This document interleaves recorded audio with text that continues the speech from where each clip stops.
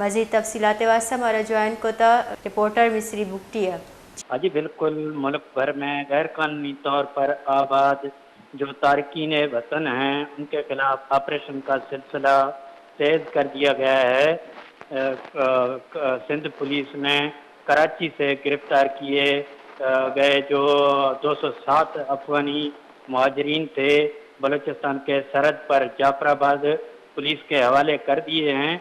Sindh police نے اس سے قبل بھی 114 افغانی باشندے جعفر آباد پولیس کے حوالے کیے تھے۔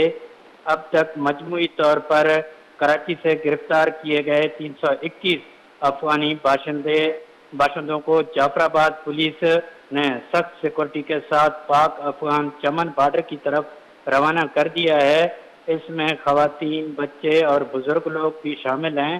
اس سے قبل ان مہاجرین کو جعفر آباد انتظامیہ کی جانب سے پانی، خوراک اور ادویات فراہم کر دیا گیا ہے تاکہ یہ لوگ بآسانی اپنی منزل تک پہنچ سکیں۔ جی بہت بہت شکریہ مصری بگٹی ہمیں تفصیلات سے آگاہ کرنے کے لیے۔ سرجم ملکہ تارکین وطن خلاف آپریشن ترندیا کو بڑھ جاہیں سندھ پولیس 207 افغانی بلوچستان سمسرہ جعفر آباد انتظامیہ دستہ داتگاں یہ افغانی شہر کراچی شہرہ چا دزگیر کرنے بھی تگاں مسافر افغانیاں جعفر آباد بارڈر سرا دوا دربار وردھورا کے آسراتی ہم دیگ ہو گئے۔